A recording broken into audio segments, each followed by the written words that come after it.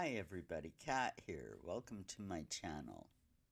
So have you seen the new Netflix trailer for the next 3 episodes of the Harry and Meghan show? It airs on Thursday. I think the trailer was released yesterday evening, yesterday afternoon. I've seen it, and I've got a couple of big takeaways from that trailer, and we're going to talk about that today. The first thing that caught my attention, and this is kind of interesting, there's a shot of Harry on an airplane, and it comes in for a close up, and he says, "We're on the Freedom Flight," with a big smile. Well, I took a screenshot and I zoomed in on his eyes. Look at those pupils. Look how dilated they are. Yeah, Harry was flying high. That's for certain. There's been a lot of rumors about him in the past, and a lot of truth, a lot of things we know about his drinking, about his drug use. And there's been a lot of talk that Meghan likes to put things up her nose as well. More about that later. The next thing I want you to pay attention to in the trailer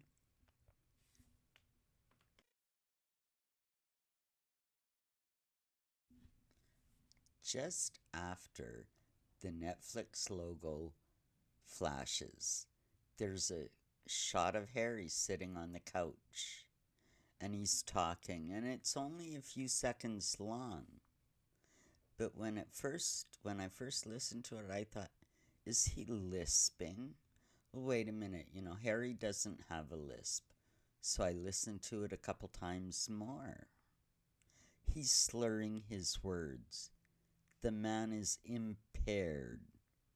Now, the clip isn't very long, just a few seconds, but if you listen to it once or twice, you'll see what I'm saying.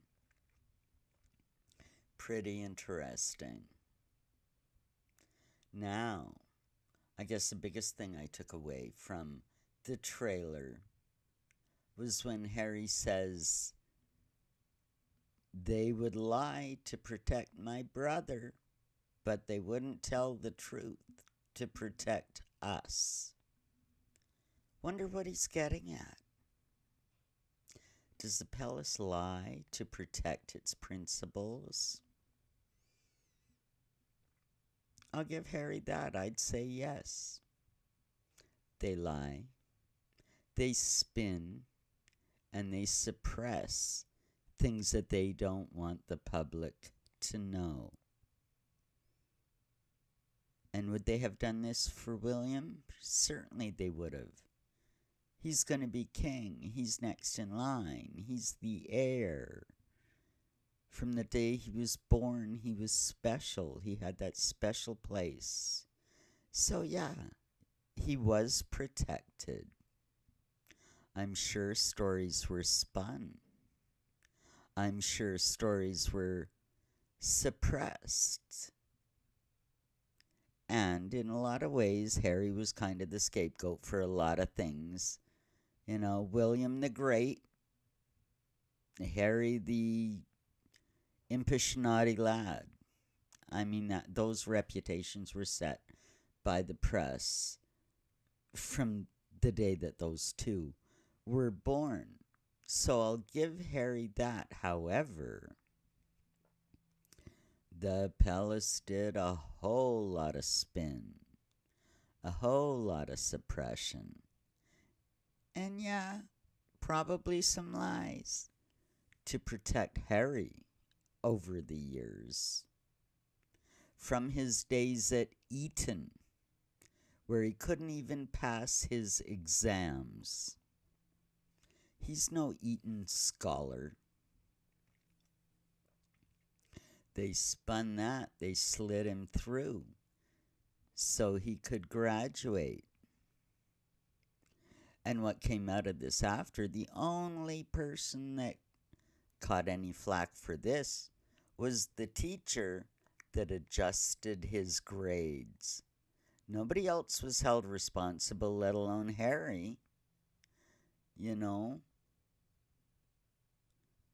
the in his 20s when he was younger, Harry was caught by photographers many times, falling out of nightclubs drunk, punching. He punched either a reporter or a cameraman at one time.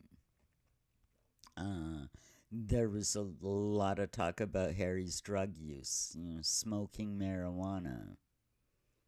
And there was a big story that hit the press about that. So let's talk about that one.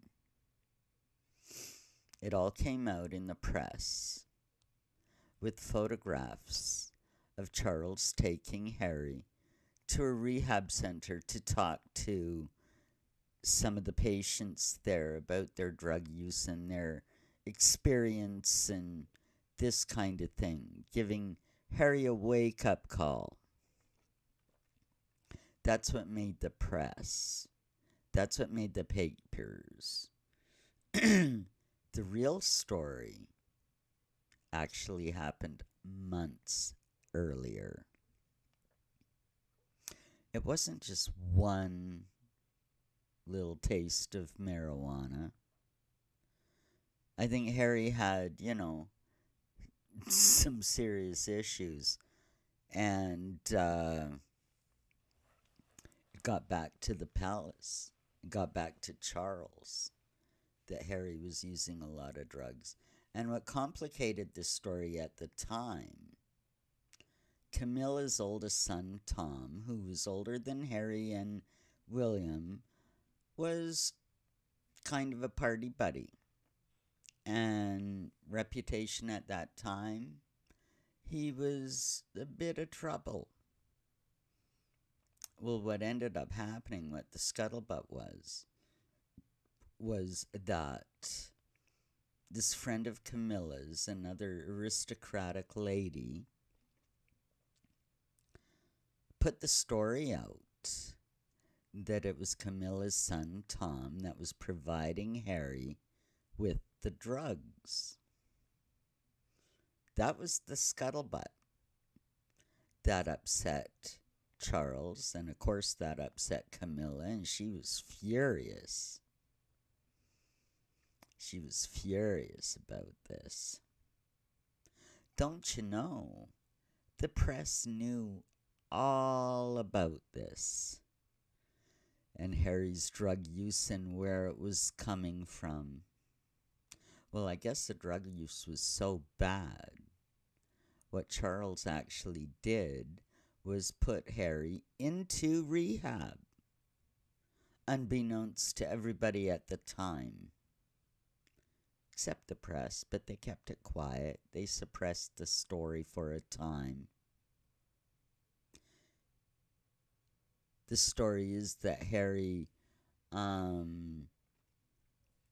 was abusive to one of the employees. Now, I don't know what happened, if he said something or hit him or, I don't know. But just that Harry was not an ideal inpatient, let's just say. So anyway, the press knew about it. The establishment knew about it. This woman started talking against Camilla's son.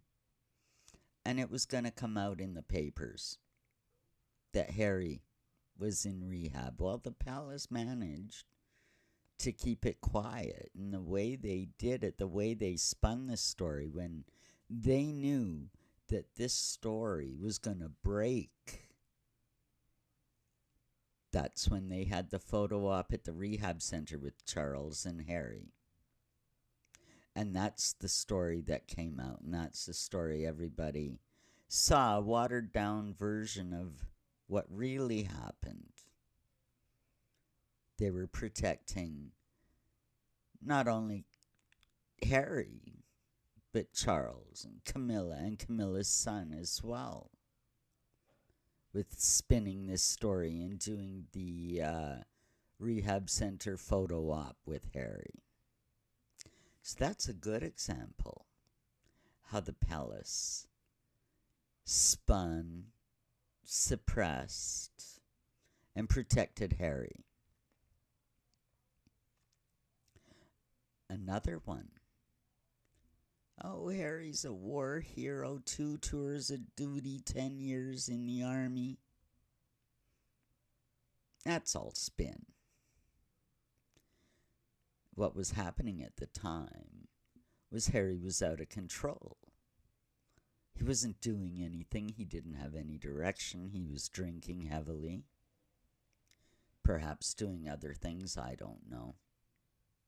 And the Pellas had to come up with something to kind of rein him in and, keep him under wraps. So they suggested sending him off to the army. He'd gone through Sandringham, so he was qualified as such. So this is what happened. It was basically get him out of the way before he makes a complete ass of himself and does something extremely stupid. They put him in the army. Harry's no army hero. To send him there, they also sent along a team of highly trained Gurkha soldiers to protect Harry while he was embedded with the troops. Harry was never in danger. The other army guys that are around him, they were in danger.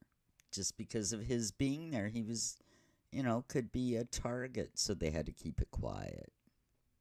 But it was all a game. It was all a game. Harry wasn't a soldier. Harry wasn't a fighter. He hung out in a tent and played video games surrounded by personal bodyguards. He was a hindrance to the guys on his team. He wasn't a help. So his whole army career is spin by the palace, protection by the palace. And Harry says he's never been protected. Oh, come on now. So let's skip to present when Meghan comes along. Did they throw her to the wolves? No. They suppressed the stories that stemmed all the way back to her first appearance at the garden party.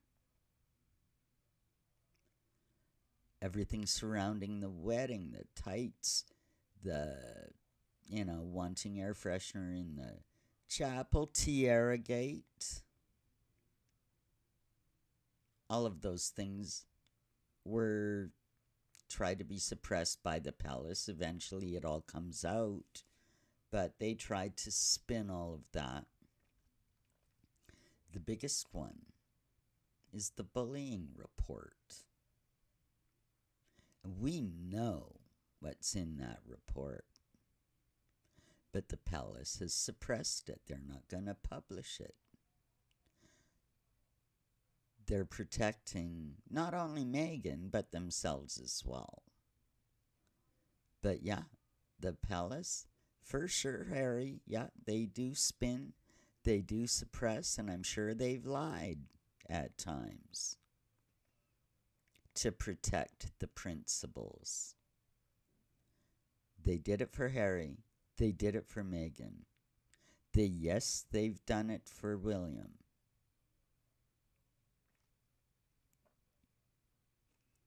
So the first part of what Harry said is true. But telling the truth to protect them, oh my God, if the palace told the truth, those two, they'd be beyond protection. It'd be over. He doesn't want them to tell the truth. So anyway, that's my thoughts on the trailer. We'll see what happens in the next 3 episodes. They air on Thursday. I think it might just be interesting. Well, I'd love to hear your thoughts. Leave me a message. Leave me a comment. Like and subscribe. And we'll see you in the next one.